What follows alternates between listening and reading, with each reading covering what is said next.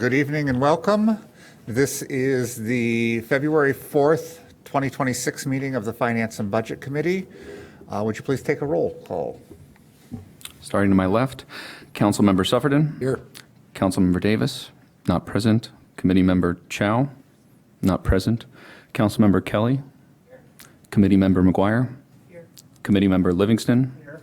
Councilmember Nusma. Here. Councilmember Rodgers. Here. We do have a quorum present and are able to transact our business. Looking at the online, it does not look like anybody is seeking participation remotely. So we'll move on to public comment. Do we have sign up for a public comment or? I didn't know if we did or not, so if we didn't have one or not. So if there's anybody here who would like to speak to the public, please come up. Yes. Hi, I'm Leslie McMillan, 7th Ward, also a former member of this committee. I just wanted to speak in favor of you utilizing all of the PPRT for our public pensions. And I was also part of the group that put together the new pension, how are we going to fully fund our pensions. And certainly the sequence that we put into place, it wasn't random. It was actually, first this, secondly this, which certainly included using all of the PPRT. So certainly encouraging you all to follow what was really the spirit of the deal. And I think we want to make sure that we're not, skipping over those and just saying we're going to raise taxes in order to pay our public pensions, because that really smacks of using this as a political football. So I'm glad to see you, codifying what I believed was already codified, and look forward to that being approved. Thank you. Thank you, Ms. McMillan. Anybody else who wishes to speak to us this evening? Online? No, it's just you. All right, then we will go ahead and move it. Yep, I'm going to please add Candace Chow to the attendance roster, and we will move on to the approval of minutes. Is there a motion? So it's been moved. Is there a second? I will second approval of the minutes from January 7th. All right, it's been moved by Dr. McGuire and seconded by Councilmember Nusma. Any discussion? Yes. Super minor thing. The way David, Candace, and I are listed, we have 3 different specifications, the way we're listed on the agenda. So maybe we should all be the same. We can certainly address that. Thank you so much. You just have to get elected, so you have a title that just travels with you from committee to committee. All those in favor, please say aye. Aye. Any opposed? The ayes have it, and the minutes are approved with that one minor correction. We'll now move on to our items for consideration. Is there a motion for FB1?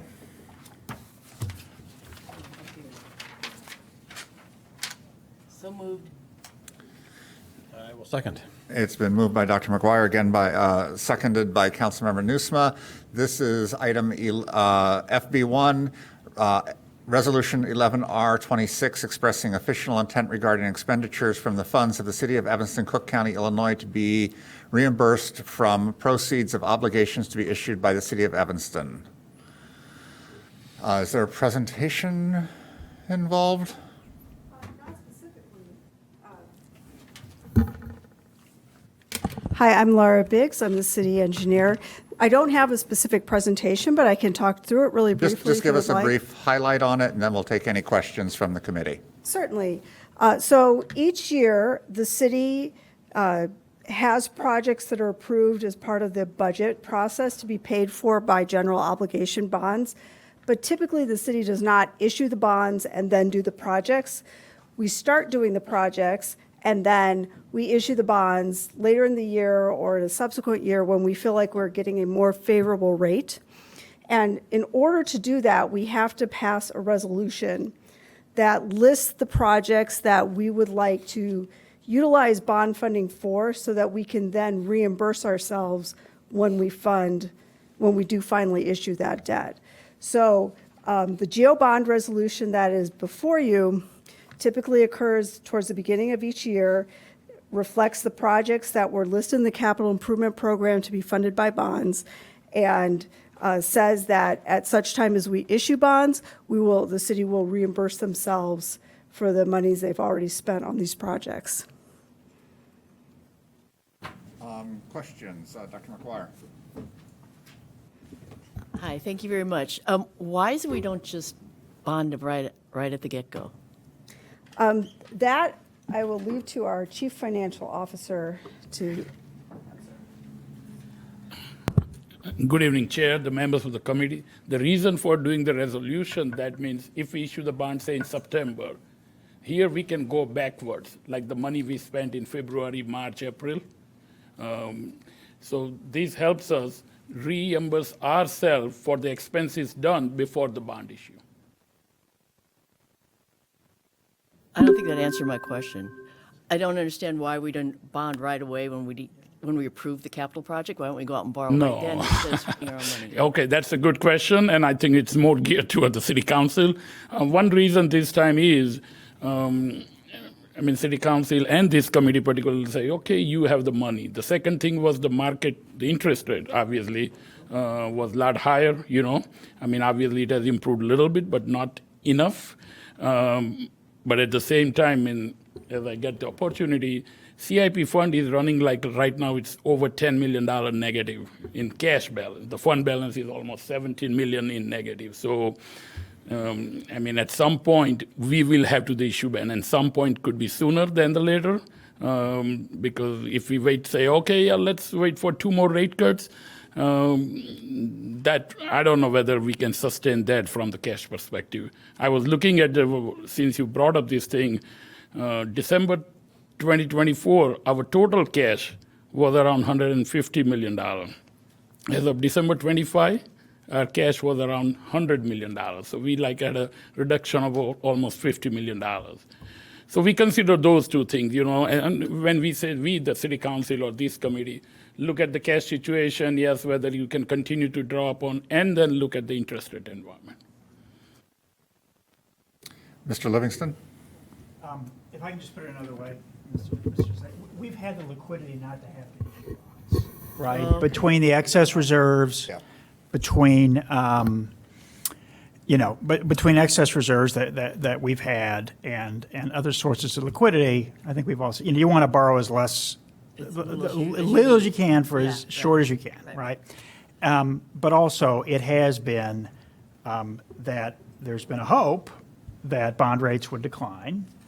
Short-term rates are declining some, but long-term rates have not cooperated. And a lot of reasons why that's the case. It seems like we have built up such a deficit in the capital projects fund that, to your point, we do need, we're kind of almost out, not out of time, but we're to the point that I would say even if we have to do a smaller issuance and then do another one in 9 months or whatever, that might be what we need to do, because we do have quite a deficit that is only there because we haven't done a bond issuance. Okay, got it. So what's your current thought on timing on the bond issuance? I was talking about as early as a discussion here in the month of March, Finance Budget Committee, because it takes time. And again, I'm glad you asked that. We just discussed this internally at the staff level, that if the Finance and Budget Committee recommends, say, in the March meeting to the City Council, and it goes to the City Council, obviously there is an ordinance to approve the bond, so it's a 2 reading. And then again, yes, doesn't mean that, okay, say by the April and City Council has approved the bond ordinance, we go to the market right there in the May 1st, we could wait, yeah, and at least formally inform the City Council that looks like there's one more rate cut. We intend to go out, and start the process. So if the Finance and Budget Committee feels that way, I think in the next March meeting, we can have even our financial advisors, Spear Financial, kind of join us, give us the idea about the rate and we go from there on.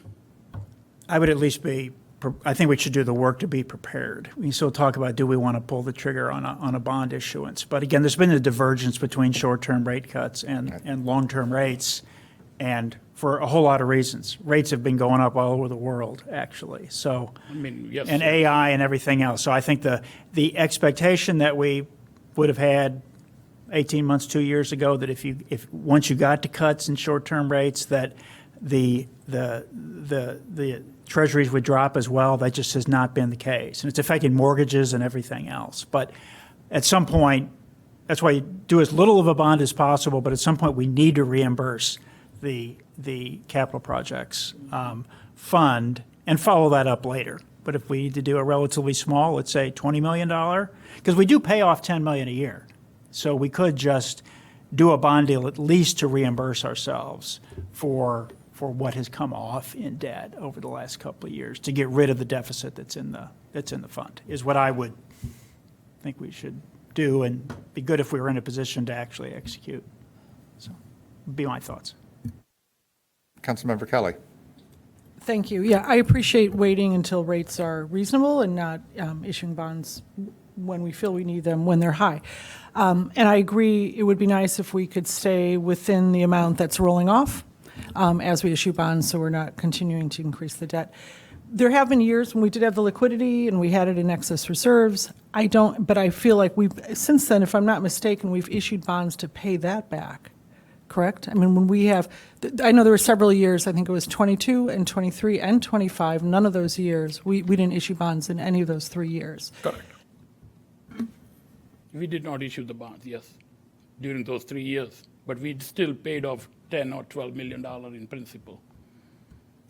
So I guess what I'm saying is when we can pay down with reserves beyond our statutory reserves, we shouldn't have to reimburse those with bonds. That's Yes, my. I mean, we go by the things, and again, as I said, I have to come back to the city council with the bond amount and the ordinance, and we could have a larger discussion, yes, how much amount, as I think, Member Livingston said that, okay, we could go with the bare minimum required, like say 15 or 20 million, not 35 million or 40 million or whatever, and then wait maybe a rate cut or two, and later this year or the early next year again, and do the other one, yes. So could Maybe, are you finished? Okay. Mr. Livingston? So I just, and Hitesh, correct me if I'm wrong, when bonds get paid down, when we issue a bond, that entire interest and principal stream is immediately added to the property tax bills, right? So for the entire period, right? So when bond principal gets paid off, that's being done through property taxes, and normally you would have new issuances come in on top of that to sort of keep the property taxes somewhat flat. Where we're talking about using excess reserves, it's been to fund the negative balance that's in the capital projects fund, pending the eventual reimbursement of that fund through a bond issuance. Right. But it's not reimbursing the fund, which was the excess reserves. We're supplementing the CIP. Can you make sure your microphone's on? So say when we're reimbursing, if we're paying because we had the liquidity and excess reserves, and then we issue a bond to help close the gap, I mean, we haven't closed the gap, but it goes into the CIP fund. It's not my concern is just that we're in fact saying we have to issue the bond to reimburse the excess reserves that we felt we could use to spare more debt on our taxpayers' shoulders. And so my concern is, I'm not, opposing this necessarily. I would just ask that, one, that we try to stay, within the amount that's rolling off, and two, that we ensure that we really do need all this, and that I know much of this can be covered by motor fuel tax, I see in the chart, and other sources, and those funds are constantly replenishing. So I'm just saying, I think we should just be careful to ensure that we're not unnecessarily leveraging more debt. And just let me explain the process of a debt service tax levy, which is this bond issue, is a little different than where we levy the corporate taxes. We don't give them the amount, because whenever we issue the bonds, the bond order and amortization schedule, they are filed with the Cook County. So they have the numbers every year. What we file is the resolution for debt abatement, like the money paid out of water funds, special assessment fund, TIF funds, MFT funds. So they would reduce the tax levy by those abatement amounts. But otherwise, they have the schedule for each bond issue, so they prepare the tax levy each year, and then they look at our resolutions for the debt abatement, reduce the tax levy amount by those resolutions for abatement. Councilmember Kelly? So just one question in general, how is this pretty common to pay for projects when you don't have the actual money that you need to pay for them? Because that's what in essence I hear. You want us to authorize to say, go ahead, spend on this even though we don't have it because we need to issue a bond. Is that a common practice? I mean, at least for the Evanston, because city council No, I approved mean the not- budget, including the CIP projects, right? So I mean, in general, is it common to say, we'd like authorization to pay for things we don't really have the money for, we have to wait till we issue bonds? But this is typical because the bond issuance depends on the interest rate environment, the timing and all that. And even when I start the process, it takes easily 3 months before we see the money in our bank account. So yes, All right. Any other questions, comments? This is an item for action. So I'll ask for a roll call, please. To my left, Councilmember Suffredin. Committee Member Chow. Councilmember Kelly. Committee Member McGuire. Aye. Committee Member Livingston. Aye. Councilmember Nusma. Aye. Councilmember Rodgers. Aye. With 7 voting in favor and none voting against, the motion carries, and that will be passed on to City Council. Now we move into our items for discussion, the first one being item D1. Is there a motion? Mr. Chair, I will move item D1 for discussion. This is a discussion of TIF districts. Is there a second? Councilmember Nusma with the motion and Dr. McGuire with the second. I believe there is some discussion here from Mr. Zalmazak has joined us. And just to kind of highlight kind of what I anticipate this discussion being, this was one of my referrals into City Council to establish some broad overarching policies on TIFs about sort of when do we, how do we use that money when it moves back and forth between different TIFs? Is there repayment? Is there just a gift from one TIF to another? Some of the other topics that came up were items about if TIFs are sitting dormant for a number of years, do we look to retire those TIFs early if there isn't a specified purpose for them continuing, as well as looking at extension of TIFs, things like that. When do we extend TIFs? And maybe even providing some guidance on if a new TIF were to be created, what types of things would we be looking for there? So Mr. Zalmazak is here because he's the TIF guy. So I turn it over to you. Thank you.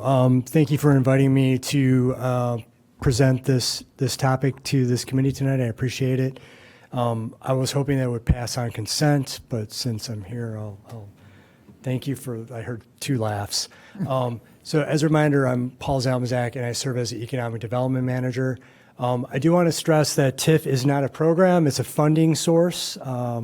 I don't control the TIF. I'm a staff member who helps economic development with this funding source, and I also partner with my team, my teammates in Public Works to do capital improvement projects with TIF and other TIF eligible expenses. But it's primarily economic development and Public Works infrastructure.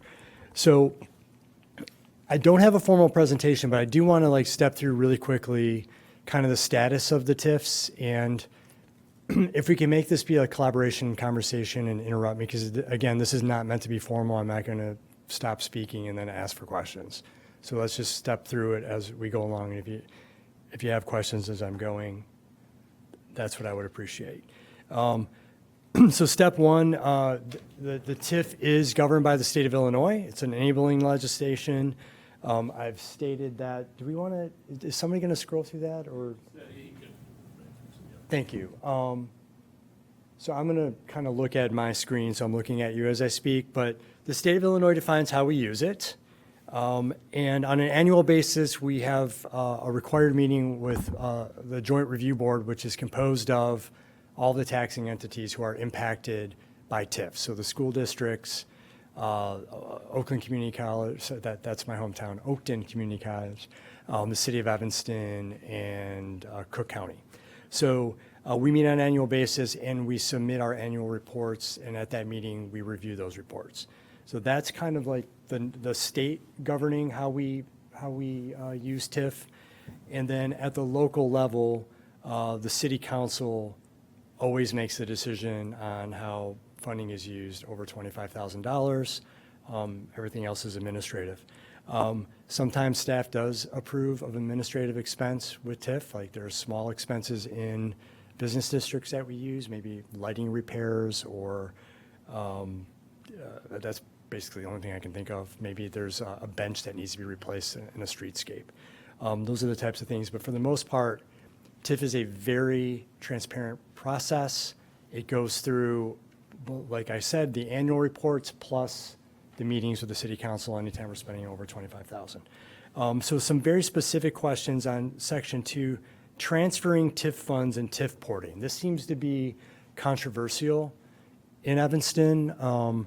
We've done it, I think maybe once or twice during my 14 years, but it's really something that concerns the public, and it's completely legal. It's spelled out in the TIF Act and how it's done. I've placed that particular section 11-74, et cetera, which says how you can port money between TIFs. And just for the public, you can do that when TIFs are sharing a boundary. And in Evanston, we do happen to have, on the west side, we have a TIF district called Dempster Dodge that is adjacent to the West Evanston TIF. And then the 5/5 TIF on the north end of the west side is also adjacent to the West Evanston TIF. You can port between a boundary, but you can't transfer it from one on the north through one to one that's adjacent. So you can't take one from Dempster Dodge and stick it up to 5/5 or vice versa. So that's how that's defined. Yes. Could that be done in 2 steps, though? Just Technically, it could, right? So if you transfer Dempster Dodge funds to West Evanston and for future economic development purposes, right? So now it's residing in West Evanston. I guess technically you could say, okay, we're going to port that into 5/5. I think that's really going against the spirit of the TIF Act, right? I was just curious. No, and I thought about that too, and I anticipated that question. I'm reminded of my days in Chicago when a third of the city is TIF'd, and you can imagine a situation where you're porting money from the south side all the way up to the loop, right? And that's not really the intent. So I wanted to stress that the TIF porting is something that is allowed by the TIF Act. Dr. McGuire? Yes. Hi, Paul. Hi.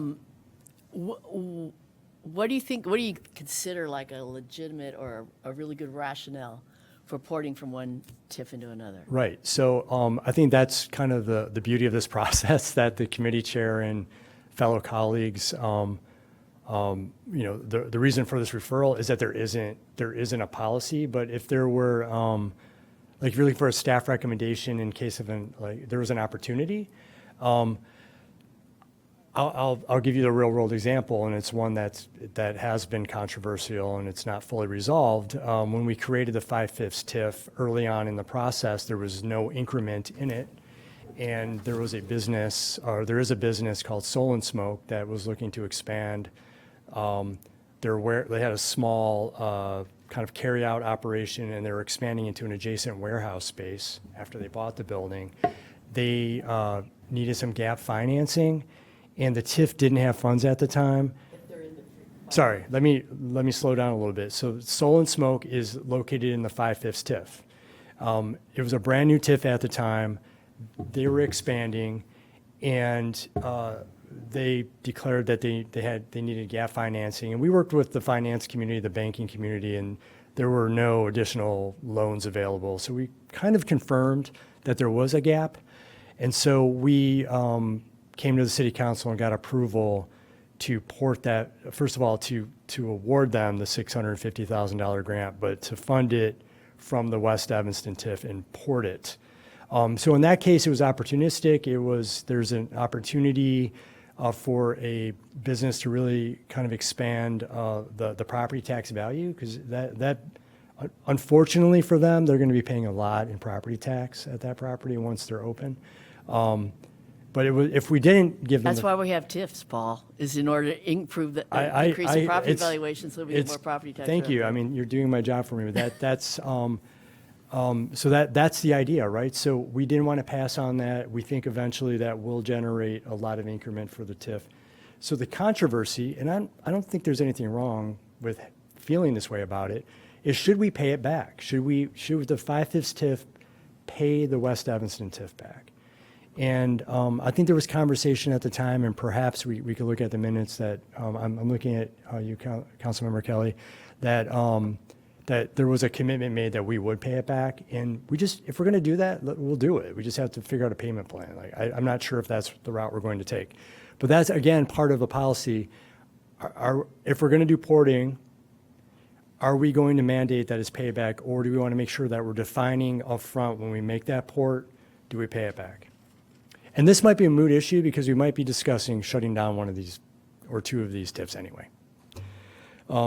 Any other questions about porting? I mean, it's a nuance, but it comes up from time to time, and I want to make sure that it's clear and transparent in how it's supposed to be used. Yes, sir. Go ahead. It's hard to follow what Chicago does, but haven't they dipped into TIFs to fund operating expenses? I thought they had. Yeah, and Natasha, you can back me up. We use TIF here for some operating, for administration as well. There's some TIF eligible, like managing the TIF itself is, administering the TIF is a TIF eligible expense. So we can take some of the funds from the TIF to, say, offset my salary, for example, or to pay the consultants who are running the annual reports for us. But you can't use it to purchase a police car, for example. I'm not picking on police. Okay. I'll just say that I think the issue that I have kind of with the porting is the way that I understand, and maybe I'm misunderstanding the intent behind this, is and I'm going to use Oakton as the street, just picked at random. It doesn't have any TIFs on it. So if there's something on the south side of Oakton which has $300,000 in their TIF, and something on the north side of Oakton that has $2 million on their side of the TIF, I think that's what the intent is behind this, at least in my interpretation of it, so that money can flow back and forth. But again, using the scenario that you did where, all of a sudden money starts porting all the way across the city is obviously not what I think the intent behind it is. So that's just my interpretation of that. But the one thing that I do think we need to do is agree on what is the policy on porting. Is there limits as to how much money should be ported based off of what's, a percentage of the money that's held within a TIF? Timing of TIFs. Obviously, once a TIF closes, you can't repay it. So if you take all the money out in the last year, there's no chance to repay it. And all we've done is just shift and extended a TIF sort of in a weird way. Right. So, Councilmember Kelly. So, I mean, one of the issues too, I think, with porting is you have a TIF for a swath of territory that needs the injection of funds. And so if we're now spending it somewhere else, it's suggesting that it no longer needs it, at which point I would say it'd be better to retire it and consider just if we want to invest in something. I mean, it doesn't, we're saying we don't really, if we're moving into other districts, right, then why do we have a TIF in that district? So, I think it's somewhat problematic, the idea of porting in that sense. Thank you. Councilmember Nusma. Paul, did you say we've only done this once?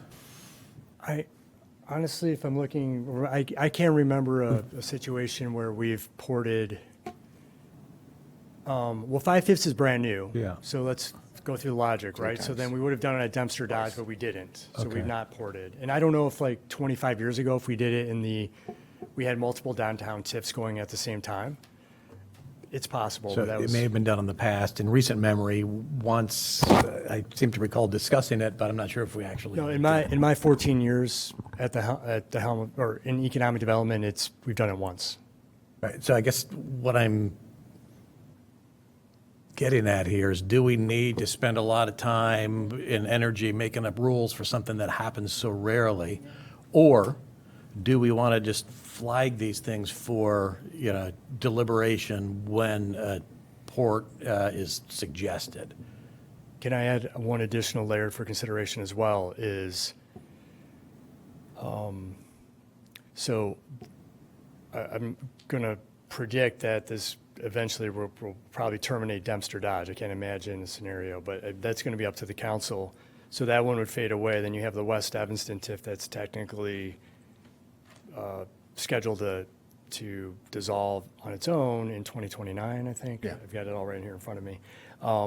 So we're talking about one, in the next, so maybe there is some need for a policy just based on what's happening with 5/5 at its early infant stage versus West Evanston. And we're talking about West Evanston in a few minutes. There has been a conversation and slow movement toward requesting an extension of that. So I would suggest that if we're going to move forward with extending West Evanston, that we should have a pretty tight porting at least some kind of policy in place. So I don't know if you're looking for a direct answer like that, but I think that's what we need to think about. I'm just exploring the parameters under which So, we so are. at economic development, I believe there were 2 cases that we talked about of West Evanston moving money into 5/5. There was a total of $876,000, if I remember correctly. So, Actually do it, though, or we? yeah, we did both of those. Both of those were done. The last TIF discussion was moving money from Dempster Dodge into West Evanston for Choice Authentic. Right, which didn't Which did not happen. But there were at least 2 that my understanding is of West Evanston moving money into 5/5. I would have to look at the records if we actually ported the Emerson Jackson project. If while I'm speaking, if we could look that up to see if we actually, pardon me? No, it was the I think it was the Emerson Jackson project. Okay. I guess my point still stands, though. This happens fairly infrequently, and each case is unique in and of itself. So if this were happening all the time with under predictable circumstances, it would be easier to make up some rules that would make sense. But because this is so unique and ad hoc, I'm not convinced we need blanket rules, but maybe we do.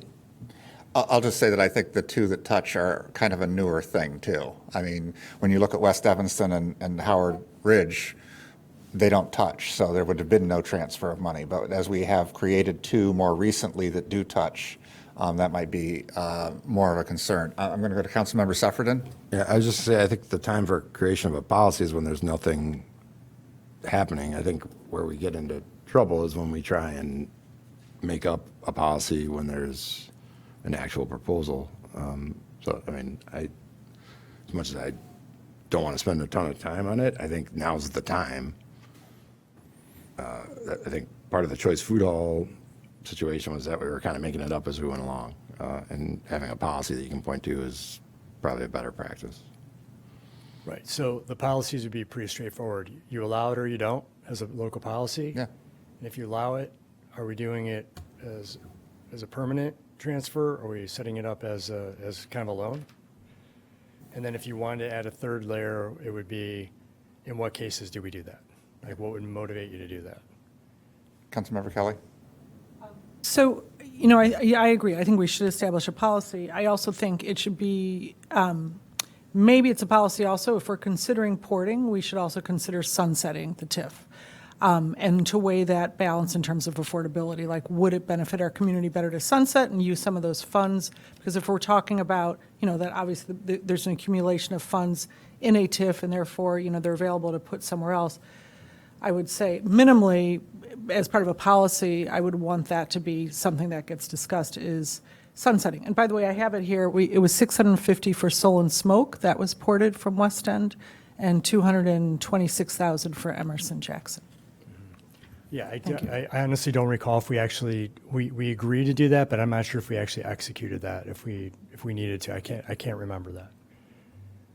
We definitely did the 650. I don't know if the 200 actually was ported. All right.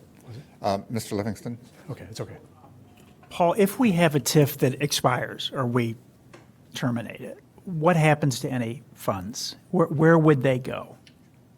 So assuming that there's a remaining balance, right? So ideally in a TIF, you're making sure that at the end of its life that you are putting it into the infrastructure and well, let's assume there's a balance at the end. It's distributed to to the taxing entities based on the percentage of their. So mostly the schools then? Yes, Right, so even if we said there's excess money here, we can terminate the TIF, only less than 20% of that money would come to the city. correct.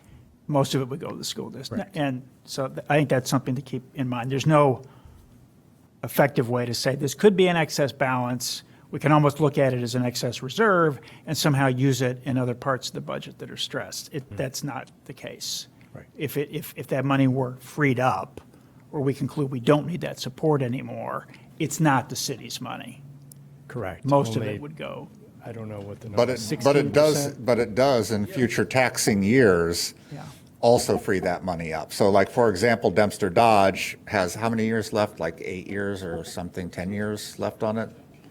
2036 expiration. So 10 years, so it's freeing up that money each of those 10 years, because otherwise it's just going and being held in the TIF fund, unable to be accessed by anybody. It would go to all the taxing districts. Right, So if we right. terminate it, there's two things. Does it have a balance in it? But the sooner that it's terminated, the property taxes are just distributed in their normal course. Correct, correct. Right. All right. Right, and you can, just a small nuance, you can, a city can declare a surplus, and for a year, like if you wanted to distribute the funds. I don't think, we're not going to recommend that in this conversation. I'm just letting you know that that is also a possibility. And do you want to give an example of when we did that? How many years back? But that's what I was about to get on. Yeah, sometimes there are no immediate projects, but in the like out years, after 3 years, 5 years. So I think for one of the TIF districts, 4 or 5 years, or I think maybe even before that, we declared a $1 million as a surplus and distributed to the school districts and other taxing bodies. Okay, can I move on to the next section? You can move on. Thank you. Okay, let's keep scrolling, please. So I wanted to point out in the memo, you can, this is also on our website. You can see the adoption date, final collection year. Remember, we collect a year in arrears, so if you add 23 to the year 2004, you'd think it would expire in 2027. Well, there's a collection year, right? So, and we didn't collect on that adoption date. It was a year later. And then these are actually live links, so you can see the maps, the ordinances, the establishment ordinances, and the redevelopment plans. Those plans and maps and ordinances are very kind of state mandated, they're very governmenty, let me put it that way. You're not going to win any urban planning design awards with those, but the whole point is just to follow the state's requirements to establishing them. I mean, you'd have to go back in history and look at sometimes you will couple a TIF plan with a master plan or a neighborhood plan to help fund the plan you created. So years ago when there was the downtown plan, I think before the one that we always argue about that wasn't codified, the TIF was created to help implement some of the ideas in that plan. So the plans often connect. So as we scroll down to kind of the considerations that a committee and the council should think about, before we decide, and this is in the context of part of the referral, which is one of the ideas is we're going to look at each of the TIFs, not this committee, but the idea eventually, look at them, evaluate them, and determine if we're going to keep them running or if we're going to shut them down. So I'm suggesting that some of the things that the committee and the council should think about, has it met its goal? Have we achieved its mission? Do we have the physical capacity to even shut it down? Like, we often have debt service or longer term repayments that are required, so we'd have to understand the impacts.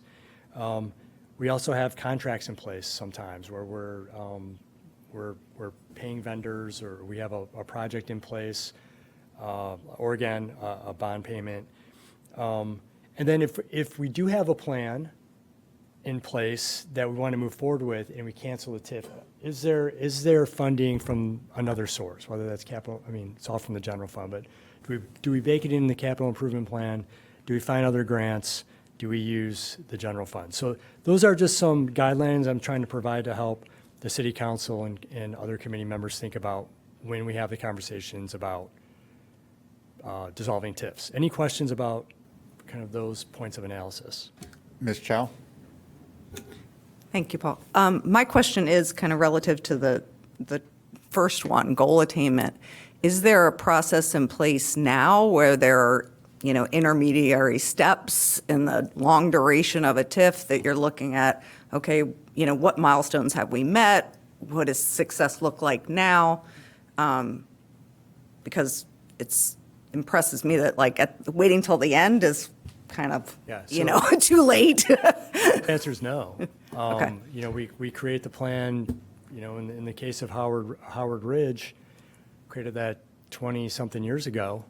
And we don't do a check-in to see how that, have we met the redevelopment objectives that's Yeah. outlined in the plan, right? I mean, for me, fundamentally, that would be the most critical thing to start doing versus, a porting pot, like anything else, is you have a certain number of goals, you have a long term to meet those goals. So having a cadence and a process under which you evaluate how you're doing, what course corrections need to be made, Right. So and I- that would also inform whether you should, sunset it or not, obviously. Right, so I will modify my response.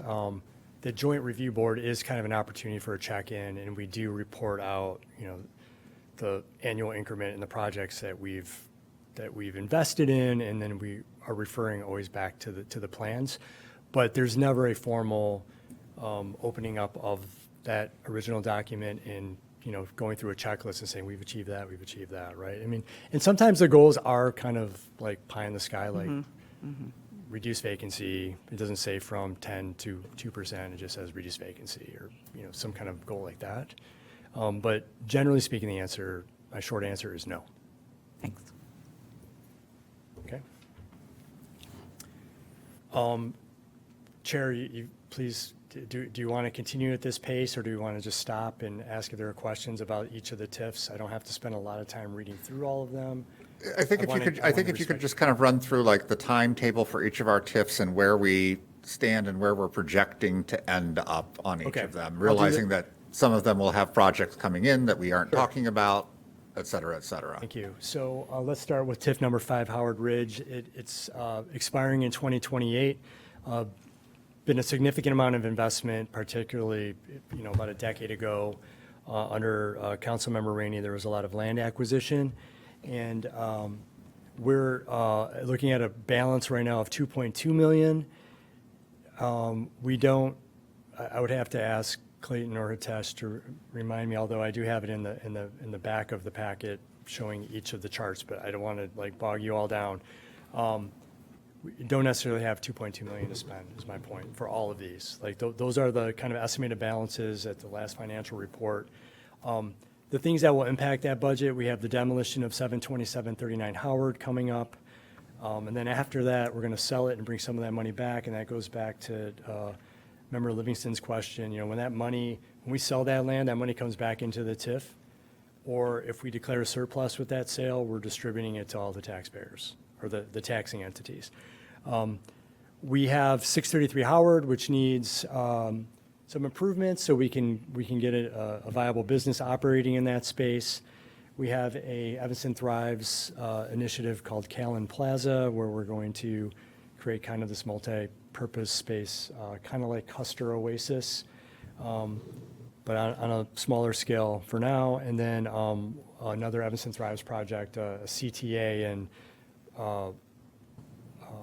Union Pacific Bridge Lighting Art Project. Art project sounds like kindergarten. It's a really nice artistic lighting, I was going to say project again, that we're doing throughout the city.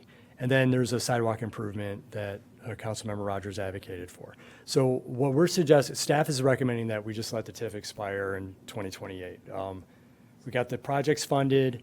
I don't know if there's any debt service on that. There's some debt service. We have, so that number, there's some, in the back of my memo, I share with you what debt service is remaining in the projects I have outlined. We have enough funding for, but we wouldn't recommend any additional projects out of that TIF.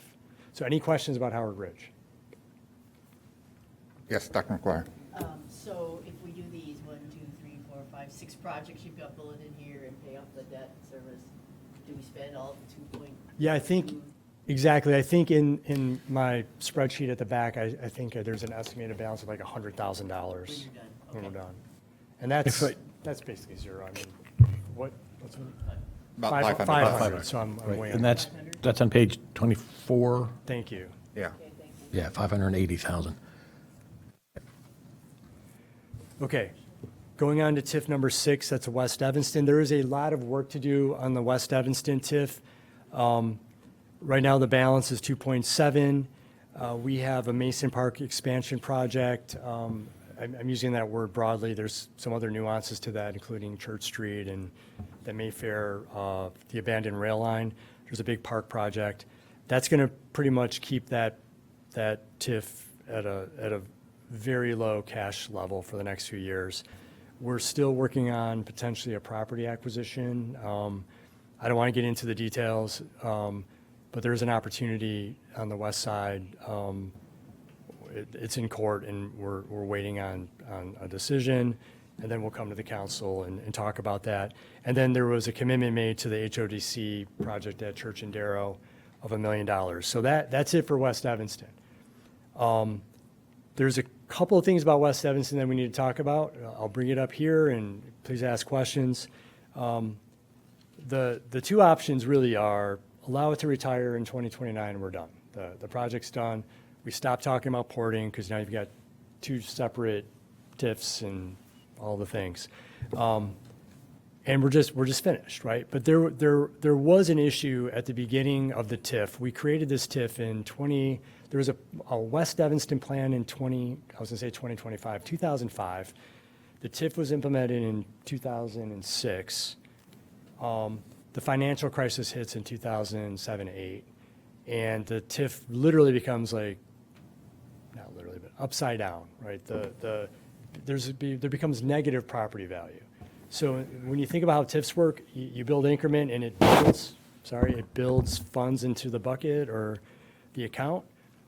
In this case, it didn't make it negative, it just was zero. So for about a period of 10 years, it generated $0. And we worked with our consultant to work on a technical accounting way to address the way there are some tax codes, and I won't get into the nuances. So that ended up kind of loosening up the TIF a bit, and we were able to start generating increment again, but it's only been like 6 years of that. So all of the work that was done in the West Evanston plan, and again, you have to Google West Evanston Plan 2006 or 5. There's a form-based code. It imagined a bunch of housing.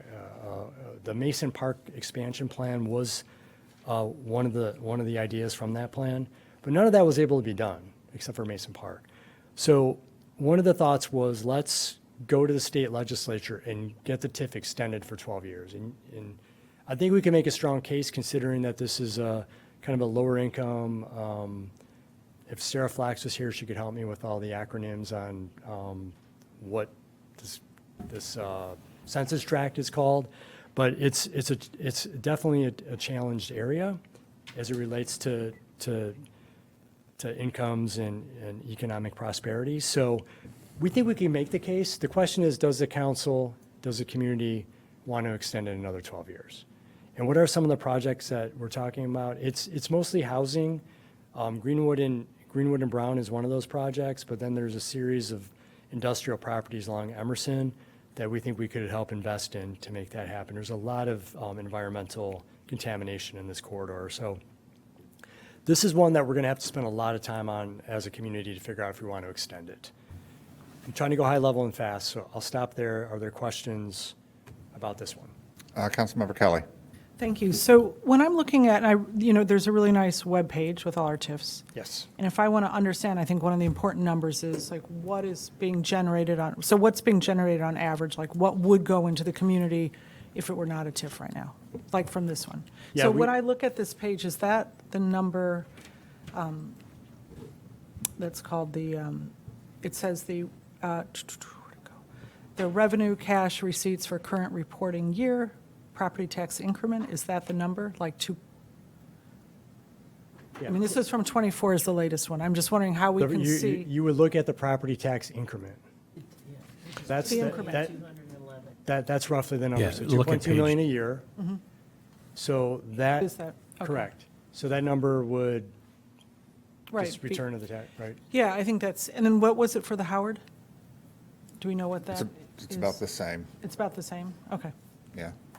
It's less. It's 1.3? Okay, 1.3. so it's a little bit lower. Right. So one of the ideas, again, with TIF is that when you're investing, when the TIF is operating properly and you're investing the TIF in redevelopment projects, and I'm not talking about restaurant investment, I'm talking about like real estate investment, like we did at Maine and Chicago. You're taking either an underutilized industrial property and you're creating a highly taxed residential project. That's generating even more revenue for the taxing entities. So, and it's like a savings account essentially. So you're waiting 10 years. And by investing that money now, when the TIF is done, now you have much more development that has occurred, which has driven up the equalized assessed value in the area. So there is a temptation to say, let's terminate it now and get the money back. But there is an opportunity cost, and we'd have to do like, Dr. McGuire, I'm thinking of your class from 10 or 12 years ago. They could run an analysis for us really quickly as a class project to tell, like, what's the opportunity cost of shutting it down versus a full development, right? This one's going to be hard. This one is, because there is development potential that's being left on the table because of, unfortunately, the financial crisis. Councilmember Nusma. Thank you, Mr. Chair. So Paul, looking at the projections for the West Evanston TIF, and this is on page 9 of 12, or this is the financial projections, page 25 of 79. Thank you. We're currently projecting negative fund balances for 27, 28, and 29. Yes. So one question is, if this TIF expires in 2029 with a negative balance, then what happens? Right, so that 100,000 number was the number I was thinking earlier when I said, can somebody on the finance team help with that? So first of all, we don't have the funds, so we'd have to bond, right? We have to borrow for the Mason Park project, and that would be repaid. Not to be callous, but I think 107,000 out of a $10 million balance is right now is kind of a rounding error. I think when we get closer, we have a better understanding and we can adjust costs accordingly. And we can adjust the transfer to general fund, which is administrative. All right, so, and then CFO Desai was just saying that we could, it's not, I don't think it's showing on this, but we do have an administrative transfer. Yeah, transfer to general fund. Oh, transfer to general fund is the third line from the bottom, that the general fund would just Yeah, absorb that. there's some leeway there. Yeah.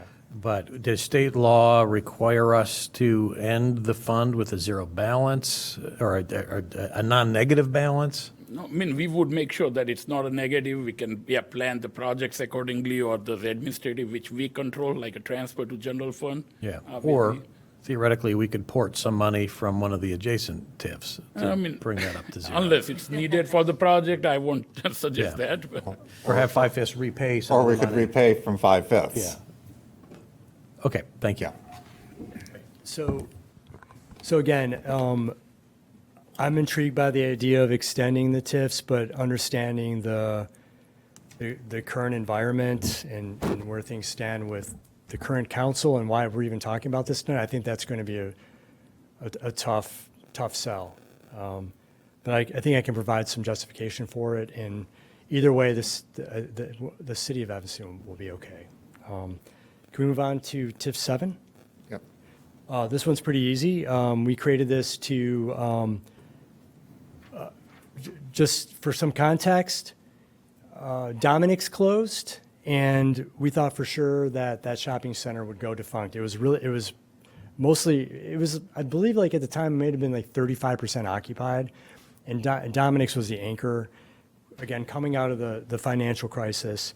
So they closed. We were concerned that we would not be able to attract another grocery anchor, so we created this TIF to help a future developer redevelop this as housing or some kind of mixed-use town center on the west side. Well, Valley stepped in and took over the center, and we helped them expand and improve at least the south end of the property. Using with- TIF money. Using TIF money, $2 million. That's the only project that we're ever contemplating doing. And we did that, we issued debt for that. So basically the TIF exists right now to pay off the debt. I'm really simplifying it. Are you on? Yeah. So there's really, and of course, we have to use TIF to administer it, and we have to do annual reports on it. So there is a cost for holding on to it. So from staff's perspective, you pay off the debt in 2027 and close it, right? And then the funds return to the schools and et cetera. Or I threw in another option, trying to be creative, but you poured all of the future increment into the West Evanston TIF instead of extending it. Then you get a little bit more money into that West Evanston TIF for projects, and then you just let it ride out for the rest of its life after you poured it over. So those are things to consider. Any questions about Dempster Dodge? Dr. McGuire?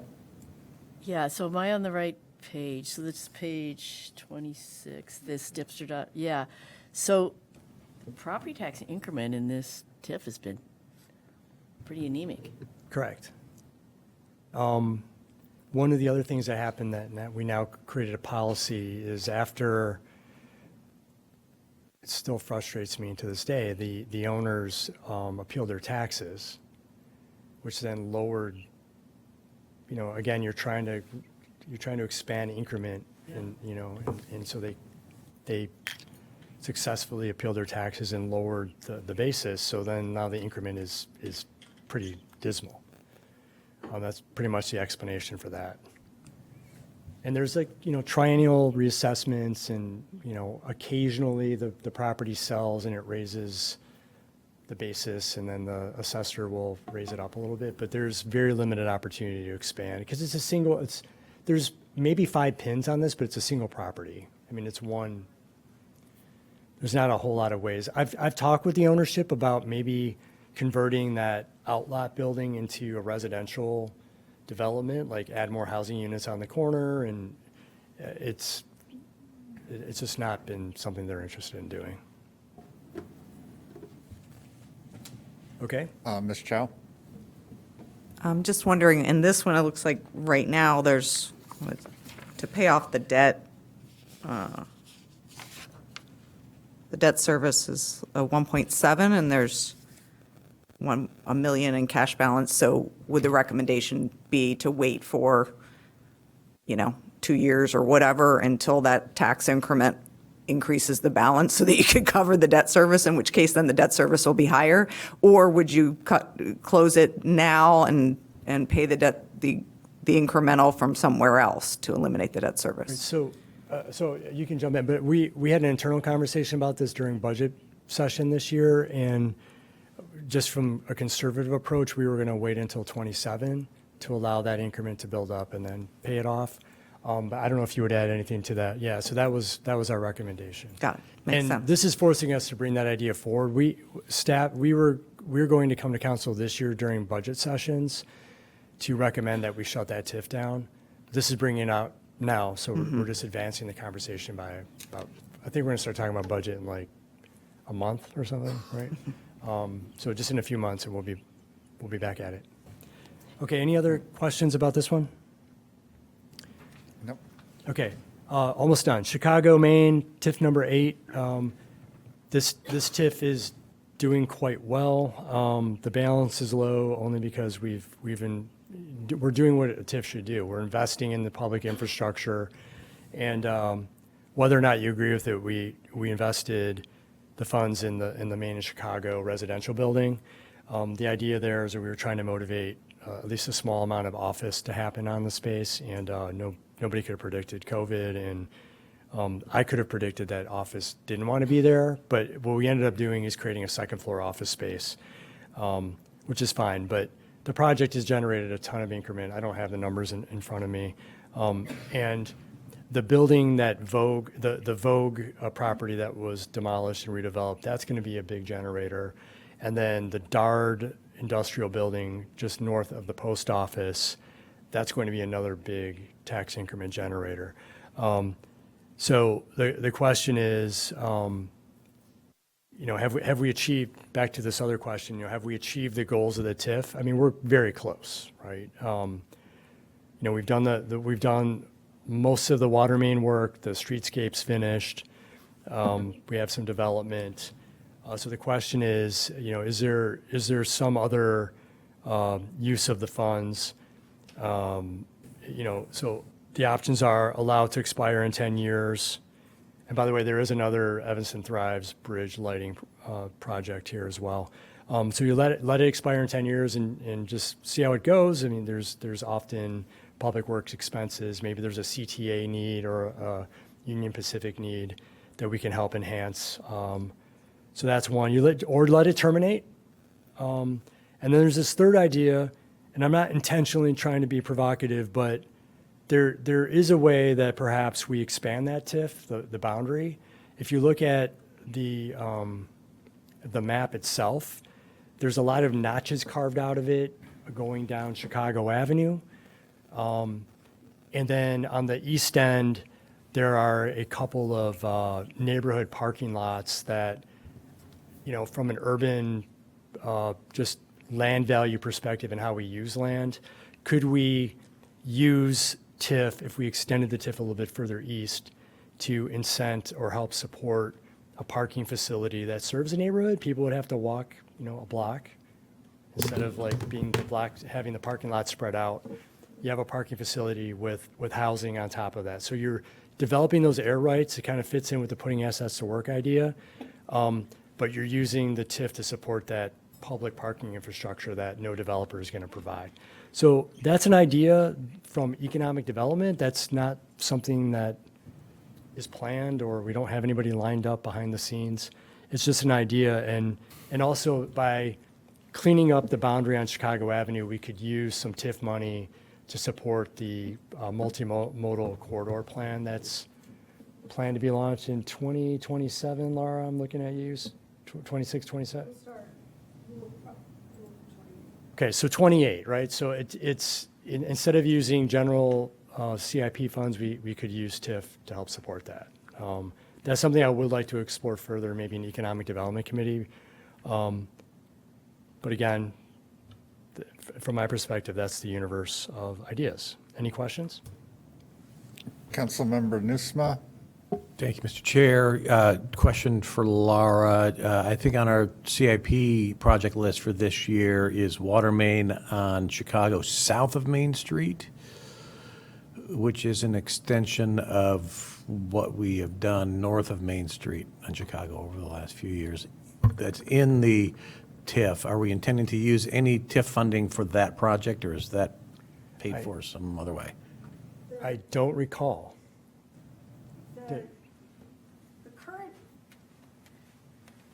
This has to do with the current boundary of the TIF. So Chicago Avenue is not actually in the TIF. The west side of the parkway of Chicago Avenue is in the TIF, but Chicago Avenue wasn't. And so that's where it sort of limits what we're able to do. All right. It looks like the portion that I'm thinking about is in the TIF, at least unless it's not. This is. Yeah. It's right where the word Chicago is. It seems like it's in the TIF. We had not planned for it, but we could look at it. Can you zoom in? That's what's in there. Oh, it is? Go down, scroll Go down. down to Main Street and. Up, right where the word Chicago is. Thank you. It is. We can use it. We did not plan for it, but we Okay. could look at it, Okay, but that portion of Chicago is in the TIF. yes. Okay, all right. Unless the street's not, right? Yeah, that's the only section of Chicago Avenue, like curb line to curb line, that is in the TIF. It What's is. going all the way down? Is that Custer Street? So, yeah, if you wouldn't mind. So one of the nuances of the TIF is that you cannot split a pin when you create it. So unfortunately, in the middle of the TIF is this really long railroad pin. So we don't invest anything in the long extensions. It's basically just Greenleaf to Kedzie is essentially the TIF, and then Sherman to the alley. So we could use TIF money for Chicago Avenue if need be. I believe that there is a source identified already. Though. Okay, thank you. Yep. Councilmember Kelly? Thank you. I just wanted to make the comment that you were talking about we could do this or that. Many of these things we can do without a TIF. Sure. It's just a matter. So I just want to keep, and I think part of the issue is frequently we have funds in TIFs and we kind of have to spend them. And so the focus prioritization isn't always there. So I do think it's important to keep that in mind, that if they weren't TIFs and we were really focusing on this, we could simply budget it. That's a very fair point. And have we ever had TIFs that were just really limited in scope in terms of geographical scope? Like where it was a lot? Dempster Dodge is the smallest one we've had. Okay. Okay, thank you. There's one property, essentially. Great, thank you. Okay. And then finally, the 5/5 TIF, TIF number 9. This one was unique because we created this with the intention of kind of slowing down what most people call gentrification. We're trying to maintain the cultural and socioeconomic and racial diversity in the 5th Ward. And most of that TIF covers some housing stock that's in need of repair. So the real idea here was to try to maintain housing affordability, and then also incorporates the Ashland and Simpson Business District. I had already mentioned Soul and Smoke, but Double Clutch is an example. Can't remember the timing of their opening, but that was just like a storage warehouse that turned into a restaurant. There are several parking lots that churches own that I think if we could partner with them to turn them into parking/housing facilities, that's another opportunity to generate revenue to again perpetuate that. What we're hoping will be kind of the slowing of the changing socioeconomic and racial diversity over there. So that's the intent. It's very new. It has very little money in it. And Councilmember Burns has this is not a new idea. We did this in Chicago and Maine, but we have a TIF advisory committee. And that committee meets on a monthly basis and discusses, and it's done this for 2 years, it's discussing how to create a small business grant program and a small grant housing repair program. And we're in the process of designing thresholds and a matrix that will help us understand which projects we're going to fund and which ones that we would deny if there were requests for funding. Very early stages, although we've been at it for a while. But it could be a model for how we evaluate how we fund other TIF projects. I will also point out that the 2100 Ridge former Civic Center building is in the TIF, and we included a building that's now known as Truly in the TIF, which is really, it was the vacant National Towel building when we created the TIF. Now it's the Truly building. It generates a lot of increment into, or what I say, funnel it under the railroad bridge into the 5th Ward. But we have to share a lot of those funds with the school system based on a revenue share agreement that we created in order to get their support to create the TIF. And then if you want more detail, read Resolution 88R21, which really spells out specifically how we will use the TIF and how we won't use the TIF.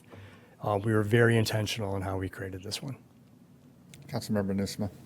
Thank you, Mr. Chair. So Paul, on the 5/5 TIF, the revenue forecast that you're showing on page 28 does not include potential sale of the old Civic Center? We've kept this really conservative because we're going through putting assets to work. We have no idea.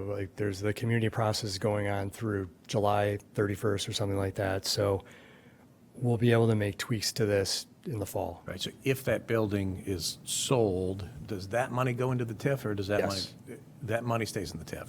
Yes. And if it's sold to a private owner who then pays property tax, that'll be even more Yes. revenue going into the TIF? Correct. Neither one of those potential revenues is shown in this pro forma? It is not. Got it, right, thanks. Councilmember Kelly. So if I recall, we had already passed the TIF on the school districts when we were negotiating with the school districts over the Truly building. And we settled on, I think it was 80% that we would give them, if not for TIF, of what we generated. And I know they've already reached out, both school districts, regarding 2100 Ridge.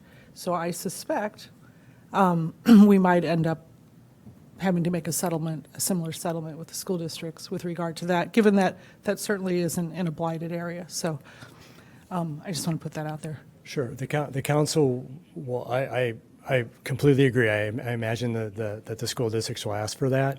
The TIF's created. If the community decides that that's in the best interest of the community to do a revenue share, then the council will need to make that decision. But yeah, I totally agree. That could be an outcome. Dr. McGuire? Why is this is a very young TIF, right? Why is the property tax increment so high? It's high relative to the other TIFs. Well, you Yeah. at time zero, there's no property tax increment, and then it grows as you develop the area. So why is it already 1.5? Yeah, I'll tell you why. Because going back to the Truly building, the Cook County, the assessor's office, it takes a while for them to assess, and there's a build-up period for when the building is constructed. In that lease-up period, they have time before they're assessed at their highest value. So when we started the TIF, we knew the project was happening, but it was still being assessed as vacant land. Okay. So it was basically it was like zero. So then within a few years, the building is fully occupied and generating a boatload of property taxes, and it goes But right we into get very the- little from it. But Well, that's, I'm just asking about the increase in property value over the course of just 2 years. right, so the increment, so, Yeah. yeah, it's, so that's working like we imagined it. From a TIF perspective, it's not great that we're sharing the funds, but schools need the money. So, it's, my kids go to the school, so I'm glad the money's going. So I'm not making an opinion. I'm just saying from a performance standpoint, we do give up, like Councilmember Kelly mentioned, it's right in the spreadsheet, around $900,000 a year. And that does go up based on how much we collect. And, it's not a straight 80%, but it ends up being, you could just do the simple math, whatever that adds up to. But it wasn't a straight, like, you get 80%. I'd have to look at the calculation. Yeah, it's very close to that, though. All right. So the ideas, did I already talk about recommendations? You let it run for the rest of its life, which is what I would recommend, or you shut it down and we get away from TIFs as a community. I mean, it's just, that one's pretty straightforward. So, I hope this was helpful. I know I've been up, it's probably the longest time I've ever spent at the dais at a committee meeting, but Councilmember Kelly? How are we going to, like, in terms of porting, and, I mean, what are we, so that we move forward with some actions, what's our next step? Do we want, like, on the porting discussion, some proposals that we would vote on, or? So I think that what we should probably do is, this will be coming back to us in March. In the meantime, we have a lot of information here that I don't know that everybody fully understood and got through entirely. So I would suggest reaching out to Mr. Zalmazak with concerns and questions, and based on the options to consider, then sort of where we feel on those for the individual TIFs, but then also if the concern is that we shouldn't worry about porting maybe because it doesn't happen that often, or if there are some specific policies, maybe ideas that could be thrown together so that when we come back in March, we're talking about specifics instead of just this oversight or overview of it. And Councilmember Chair Suffredin we talked about this morning for Economic Development Committee. This item will also appear. And I think the nature of that conversation will be to dive deep on whether or not, you know, we'll do that Councilmember Davis request, like, do we want to go through each one and decide, are we going to keep it open, or what, you know, the disposition. So that would come up February 25th. Councilmember Nusma? I think it would be appropriate to go through each TIF and, you know, take your recommendations into account, make a recommendation at this committee level. You know, should we stay? Should we fold? Should we do something different? And that would come back next month. In March, yeah. Right. And then the question of policy for porting, I guess it would perhaps make sense for this committee now to request staff to draft something that we can react to. I would say that if we all gave input to Mr. Zalmazak, so that on March, he can kind of have the ideas from this board about where we'd like to go. Okay, so we're establishing that expectation, Yeah. that individually, these committee members will reach out to Mr. Yep. Zalmazak with our thoughts. He'll do his best to synthesize them and present Correct. something for us to Correct. react to. And then let's also acknowledge that there's a separate referral, I believe, going to Economic Development Committee to put some guidelines in place. It's an application, for how TIF funds expectations, may be used. standards for approval, those sorts of If things. businesses want to apply for Right. TIF funds, we don't really have a Right. step process. So that's a separate That's referral. separate from this. Councilmember Davis made the referral to abolish all TIFs, or look at abolishing all TIFs, not necessarily to do it outright. And that's kind of rolled into the referral that I had made to have this discussion. So those two will be moving through this committee, but Economic Development will be having a separate discussion on the application and standards process. All right? Yes. One last question, and I don't know if you have it, Paul. Is there one, maybe it was in your presentation, one big number, like how much is coming out of our schools and our public works, you know, total minus whatever the debt is annually from all our TIFs? We'll do that. I mean, yeah, I'd have to work with my colleagues in finance. And for this committee, or do you want to see that economic development? Or? As soon as possible, Okay. whichever comes first. I mean, I really think it should probably come back here, since that's where we're Yeah, I guess discussing come back here. Thank you. that, rather than having two committees discussing different aspects of the same thing. All right, moving along. Thank you, Mr. Zalmazak, for your time. Item D2. Mr. Chair, I will move item D2 for discussion, which is the preliminary year-end financials. Is there a second? Moved by Councilmember Nusma, seconded by Ms. Chow. Mr. Black, is this you, or Mr. Hitesh, or Mr. Desai? Mr. Hitesh.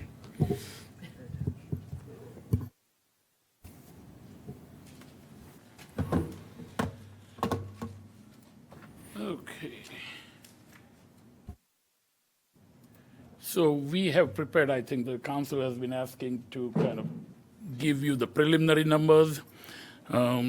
Obviously, these are draft as we work on the audit process all the way until June end, you know, and obviously June 30th is our deadline to publish the final audit report.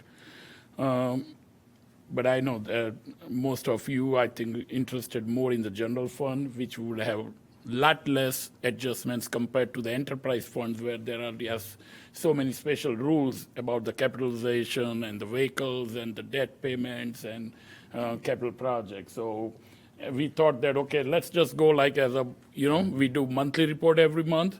This is a monthly report for December 2025.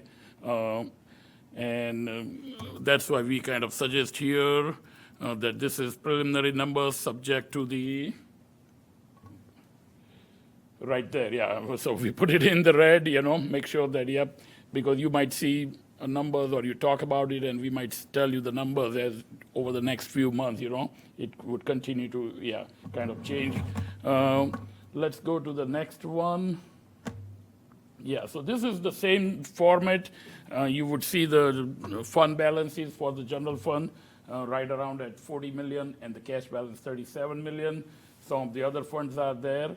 And again, all those funds would change a little bit, but yeah, most of the changes you would see in the water fund, sewer fund, solid waste fund, parking fund, those are called enterprise funds, and we have to make a lot of adjustments under the accounting rules. So those would continue to change, you know.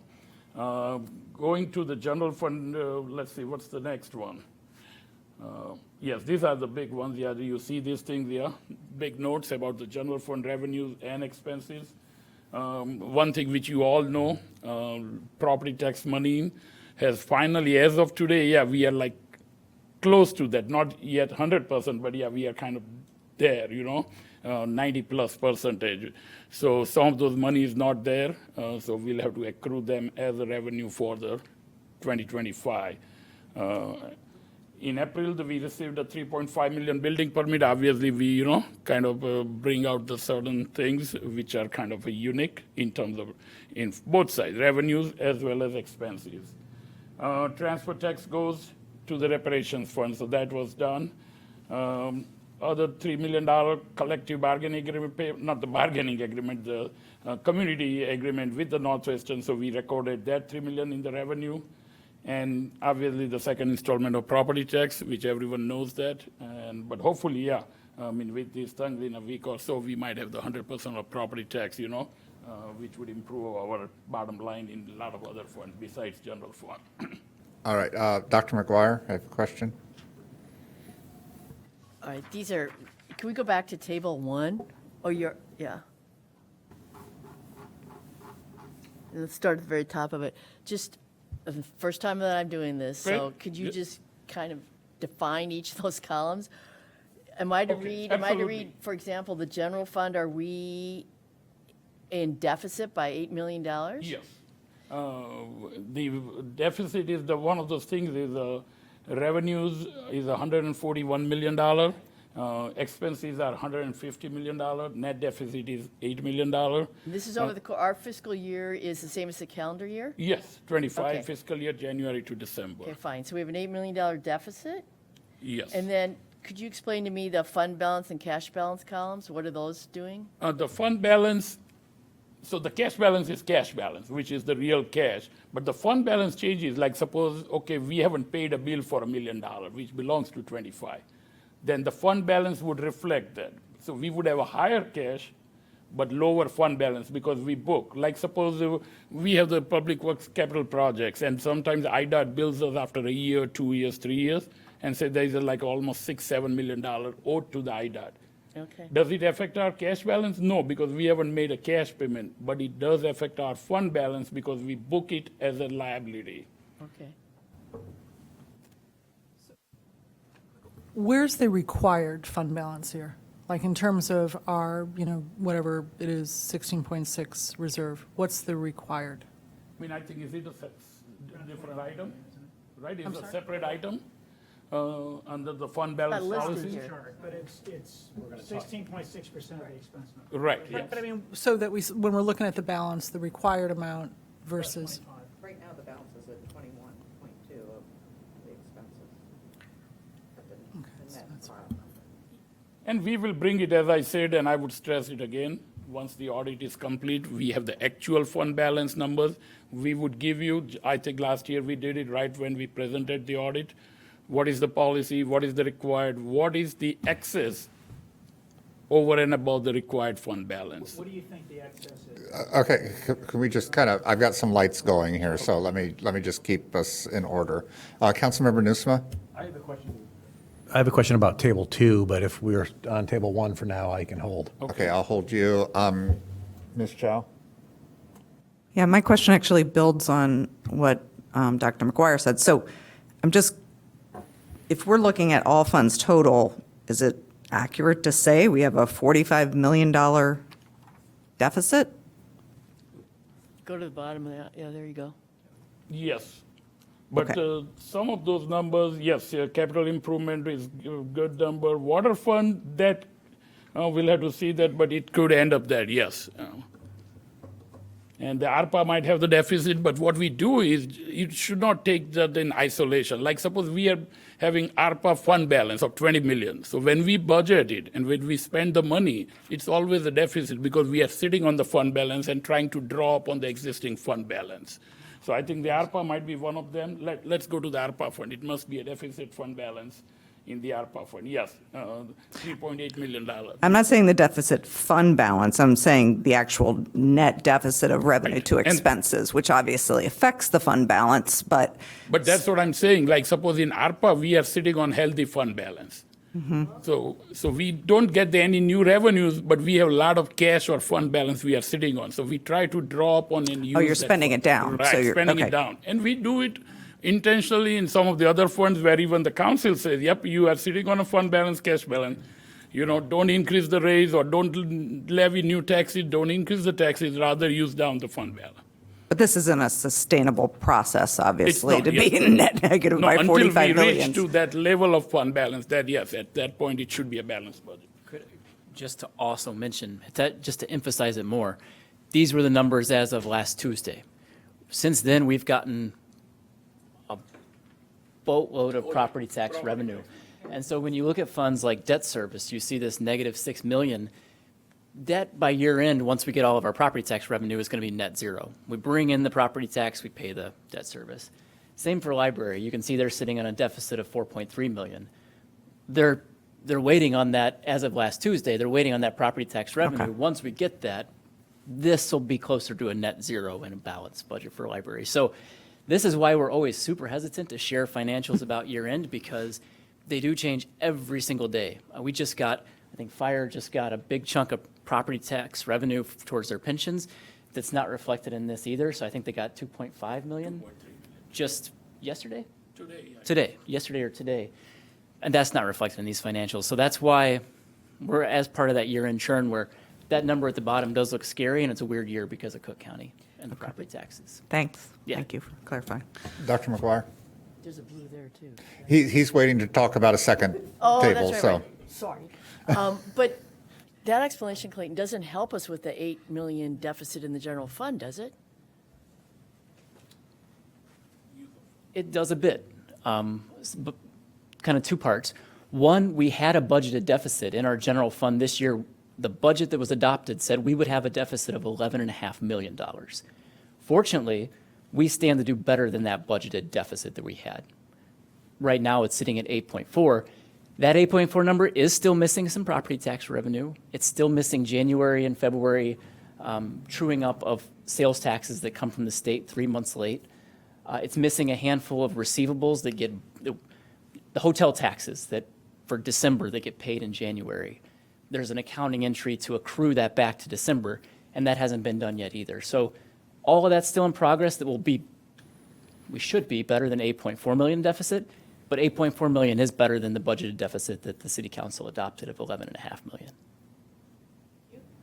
So there's still, and on the expense side, there's stuff, a little bit of stuff missing there too. But, yeah. Councilmember Kelly? So how much of our property taxes goes into the general fund? Like, I think the Like dollar corporate amount, levy how- was around 10 million this year for 25. 10 million total Yeah. of our property tax goes into the general fund. Right. The others, Only about- out of the 55, I mean, police and fire pension is around 20 million, library is around 10 million, debt service is around 12 million, Okay. general assistance, human service fund, solid waste, and then corporate levy. Okay.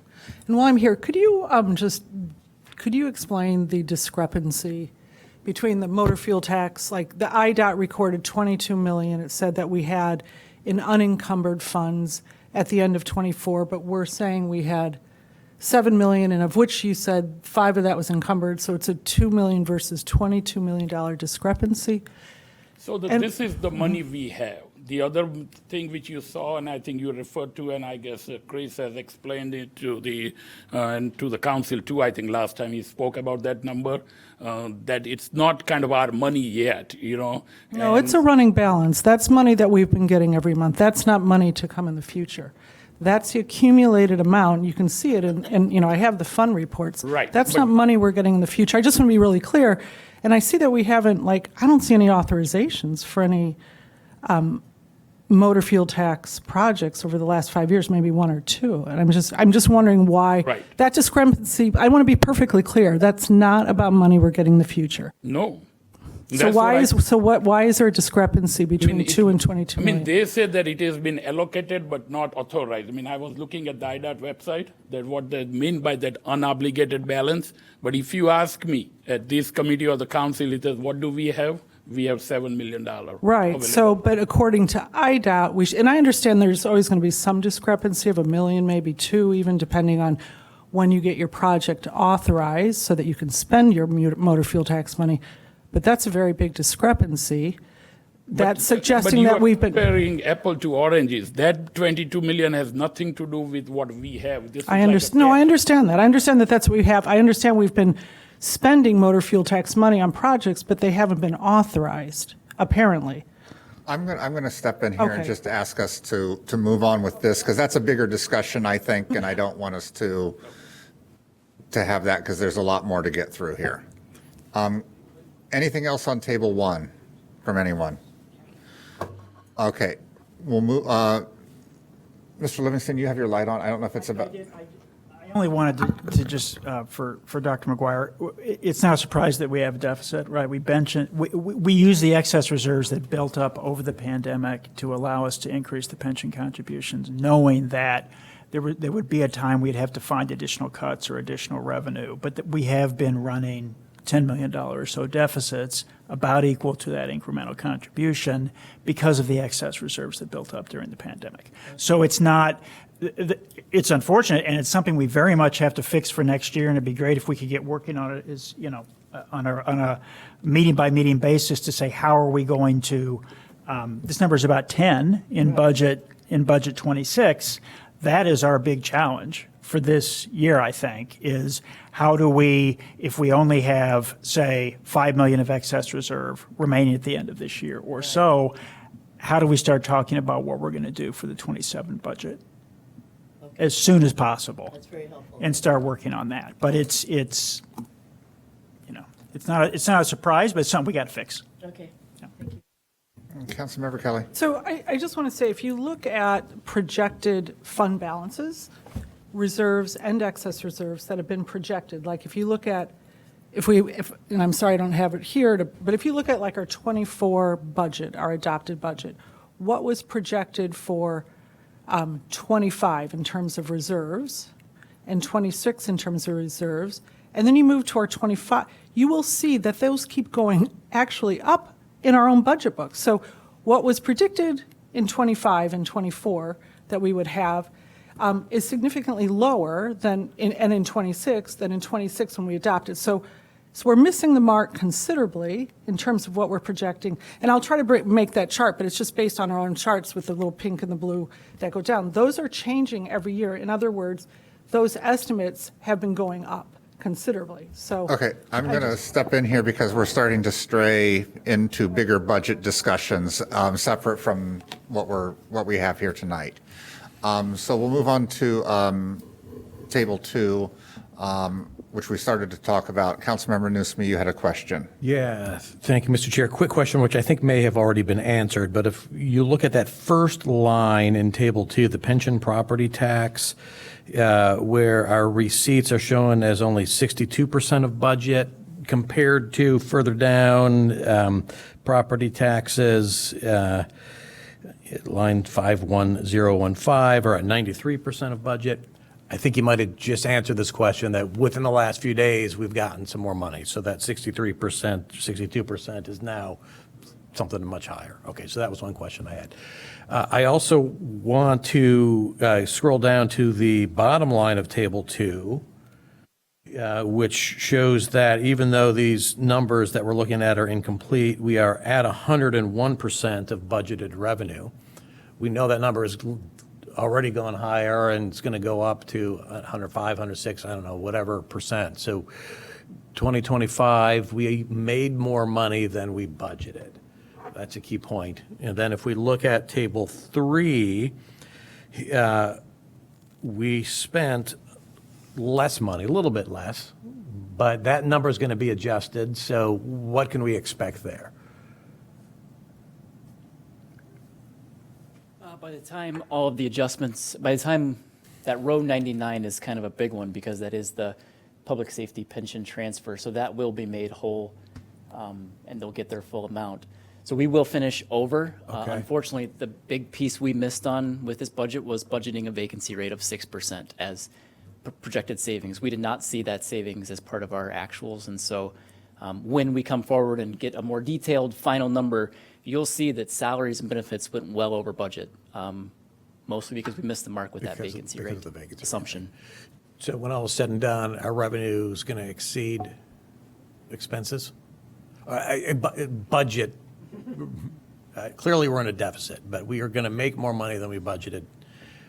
We'll likely gonna be- spend more money We'll than likely be budgeted. looking, we will be looking to finish the year with a deficit. Okay.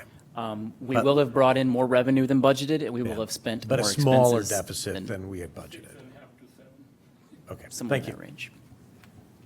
Councilmember Kelly? So what was our, what was the vacancy rate in '25? We budgeted 6%, right? Budgeted a 6% vacancy rate. And what did it turn out to be? It That we finished because we closer to 3%. 3%? Okay. Plus, we did see some significant overtime spending in police, fire.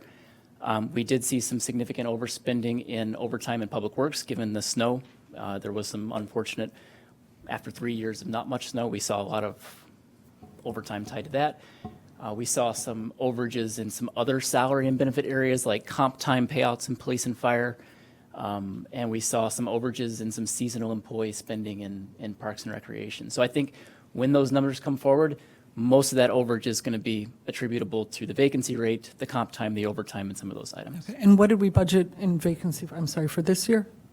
We dropped it to 4%. To 4%. So we still, Okay. if the trend continues, we may miss the mark again with Right. that at this Okay. point. Thank you. All right.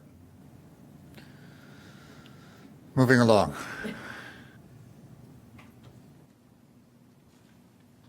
Okay, so, and these are some of the items, and I think we do it every month. As I said, this is more like a monthly report for now. Police and fire overtime, you could see the fiscal 25 budget and the actual. So obviously it's a lot higher, 130 and 122% compared to the last 120 and 28. So even higher than the last year. So it's, yeah, kind of, we will have to look at it because the vacancy rate has gone down. At the same time, overtime has gone up in some of the departments. Enterprise funds, obviously, they will continue to change, but operationally, they're good. You know, water fund, parking, sewer, and solid waste. We continue to make those adjustments, and we'll come up with the final numbers when the audit's ready. The big concern, as I said, we touch on that capital improvement fund. We continue to fund as the city council approved the budget, approved the CIP projects, the cash and the fund balance. Yeah, we are really kind of negative 10 million in cash and I think 19 million negative fund balance. So city council, or at least the starting finance budget committee, has to kind of really look at the, possibility of issuing some, at least the bare minimum bonds, 15, 20 million. So at least we can make up that, negative balances. Some of the other funds are doing kind of even, so that's not much concern with what we call a fleet and insurance fund. And then what do we have? Yeah, these are the kind of the numbers. I mean, again, you can look at it, and let us know. One thing which I mentioned earlier in terms of cash, that compared to December 2024 and December 25 is like a $50 million reduction. Obviously, we continue to spend down on ARPA funds and some of the other funds. No bond issue in 25, but we still pay for the CIP, and obviously the property tax money hasn't come yet as of December. Bulk of that has come after that. So those are the factors affecting our cash balances. Okay. All right. Thank you. Okay, thanks. Moving along to item D3, is there a motion? I'll move item D3, discussion regarding fund balance policies. It's been moved by Councilmember Kelly. Is there a second? Seconded by Councilmember Suffredin. Mr. Black, are you? Yeah, we've prepared a few slides, if we're not too fatigued to go through just a couple things. Just real quickly, yes. So I'll try to zip through them. We wanted to put some slides together to put some dialogue around fund balances, reserves, and this referral, which we think is a good one to talk about how to handle our reserves. I have a clicker. There we go. So I'll zip through it fairly quickly and gloss over some of the parts that you're probably already aware of. These are the questions we went out to answer.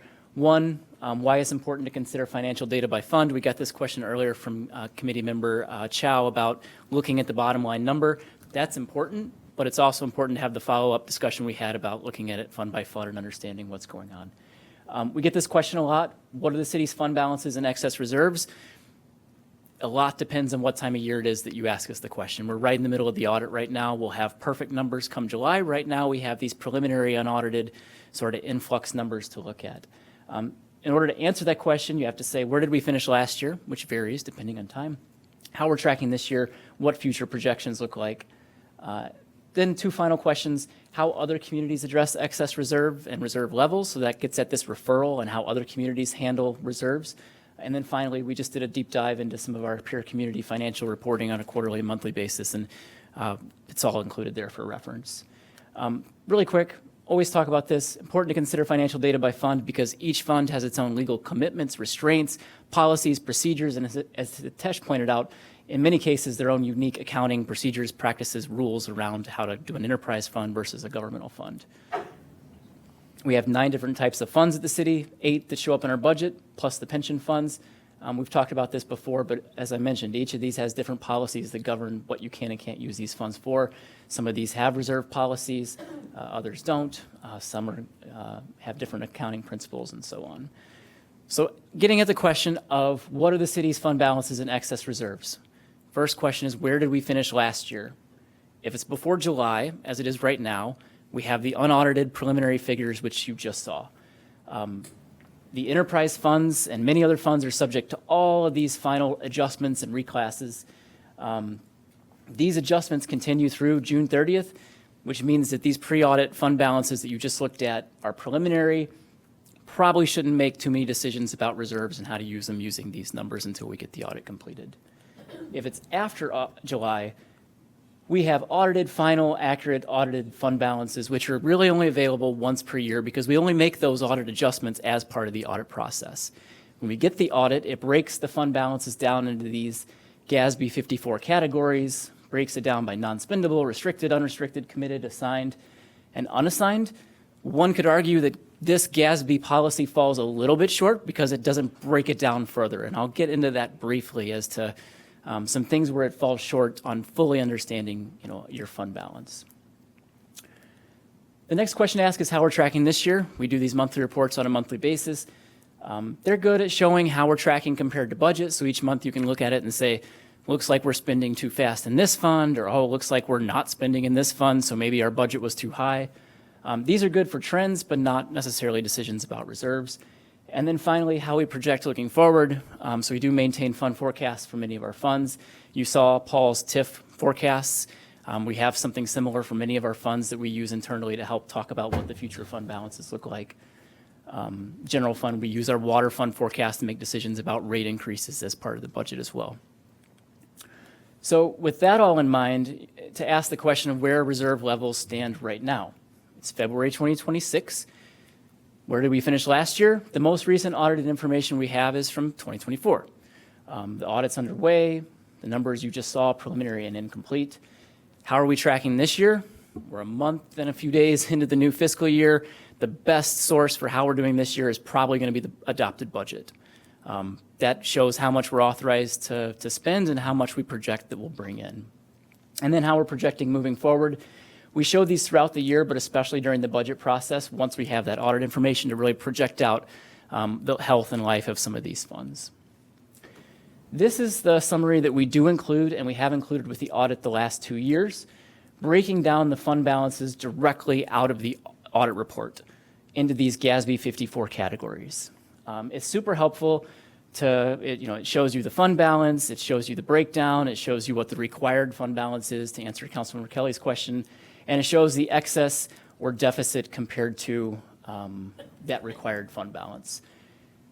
Where it does fall a little bit short and where I think we can continue to improve is GASB 54 doesn't treat open encumbrances at year end separately. So when the year closes, there's not a category where you dump open purchase orders.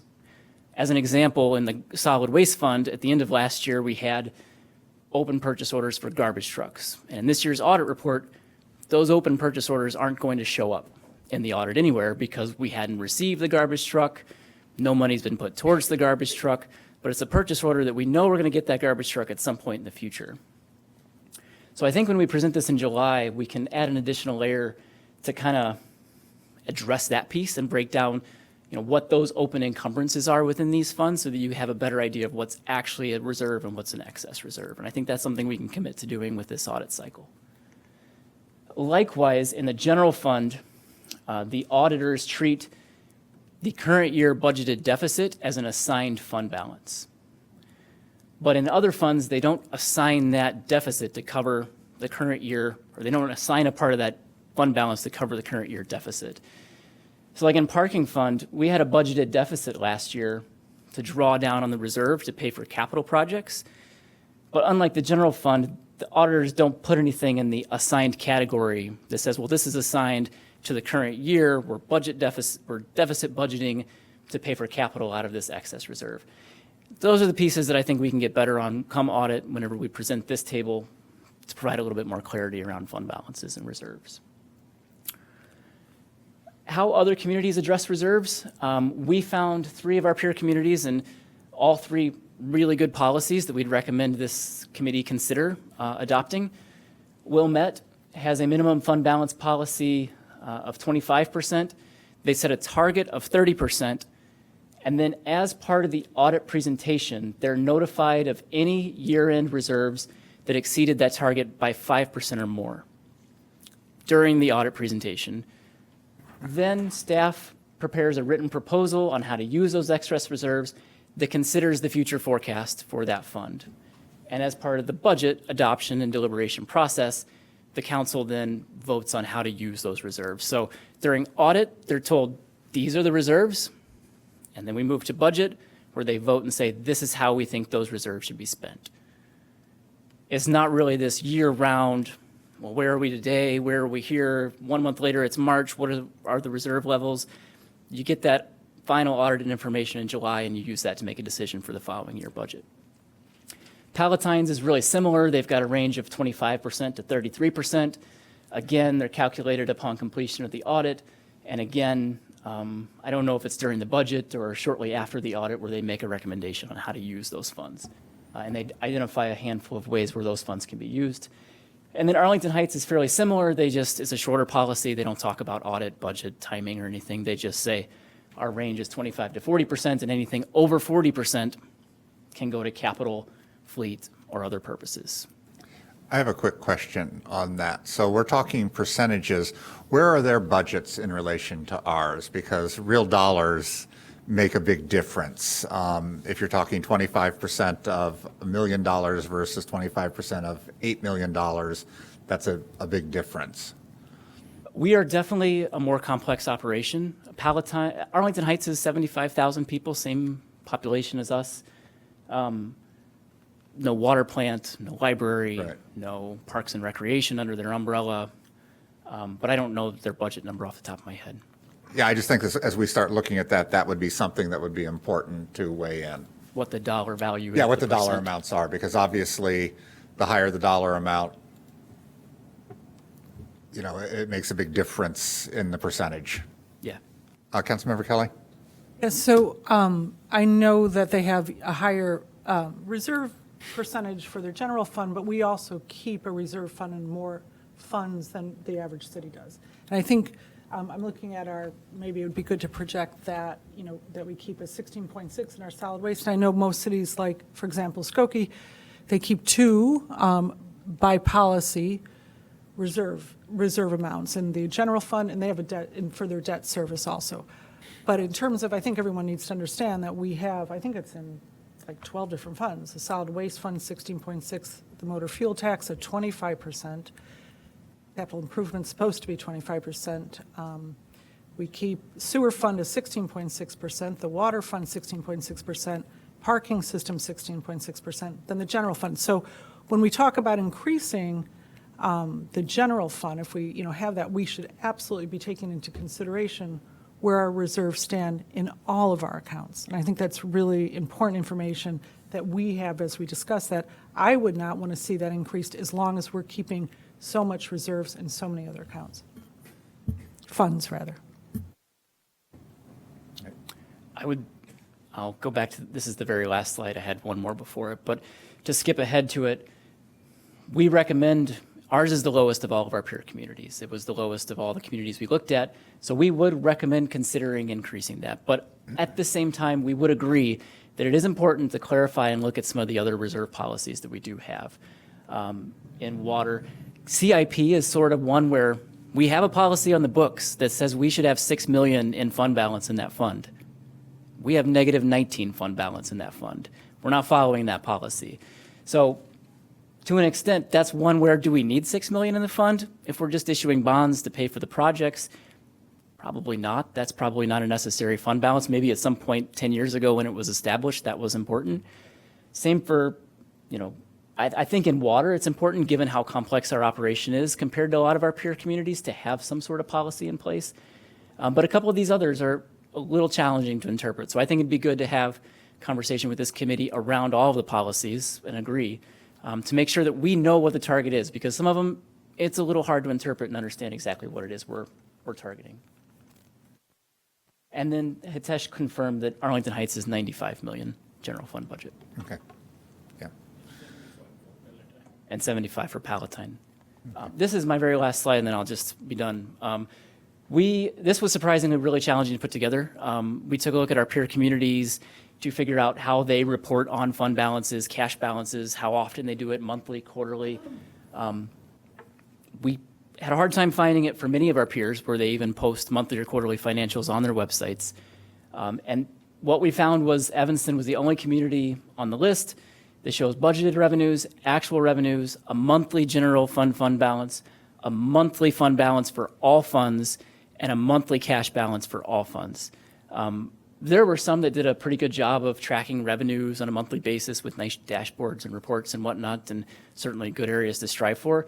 But when it comes to transparency about cash and fund balances, we found it's in there, it's in the monthly report, and it's available to see. Some only do reports quarterly.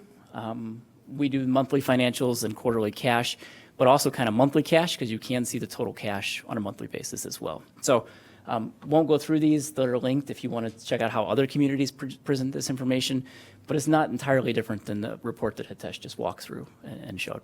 So. All right, thank you. Mr. Livingston. Clay, thank you for that summary. I just want to make sure everybody understands if we were to increase the general fund reserve policy, it will further eat up the available excess reserves that we're currently utilizing to manage our current deficit in the general fund. So it just makes that even more pressing to fully resolve the deficit issue for next year's budget. We also just had a really good stress test of the delayed property tax receipts. And we did not have any sort of liquidity problem, partially because we have some excess reserves. But I'm not sure it's clear that there's a big need to increase the reserve balance. We have a credit facility that we could always hit if we needed to. So again, the core issue we have is to resolve the issue on the deficit in the general fund, which I want to do more than anybody. But I'm not sure that on top of that, we need to increase the reserve balance from 16.6% to 20. I just, it doesn't seem clear to me that's driving any sort of issue. What's driving the issue is the current deficit, which we do need to resolve. Councilmember Kelly. So, with regard to all the other funds, that would be great if we can get a presentation on those, on their reserves, on their, the statutory reserve balances, because the issue is with all those funds that I read off, is we keep that. We keep that money, 'cause I know except for the CIP, we have a little bit of an issue there, but everything else, we're keeping that. Then there's a buffer over that.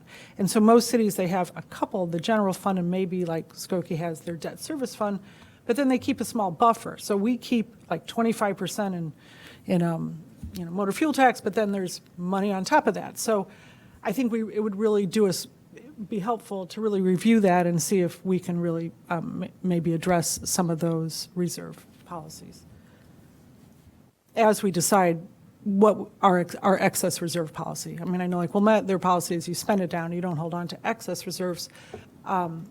And I know, Candace, you proposed something, which I think some cities do, is they roll it into the CIP. But anyway, I think we really do need to come up, get some more clarity on our whole budget. Thank you. I would just flag, we do talk a lot about benchmarking communities, and we pull in all the data to show where we're an outlier, and this is one where we are compared to most of the communities we look at, if not all. 16.6 is the floor across the region. We don't see a policy above that.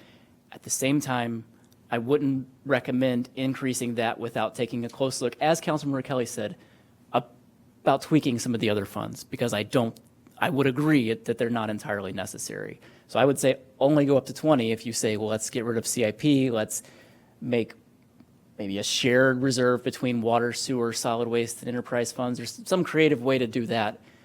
If you do that and drag some down, it may not hurt to make sure you save for a rainy day like many of our peer communities seem to be doing and have policies to do. All right, thank you.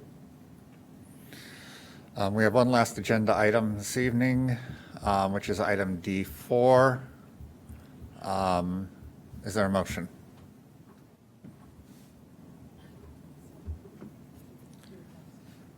Do you want to do it next time? Would you like to table that until the next? Okay. I'd like to table that till next. It's been moved and seconded to table this. There is no discussion. All those in favor, please say aye. Aye. Aye. Any opposed? So that item will be continued to our next meeting. And the only thing left is adjournment. So no other business being brought before us. We stand adjourned.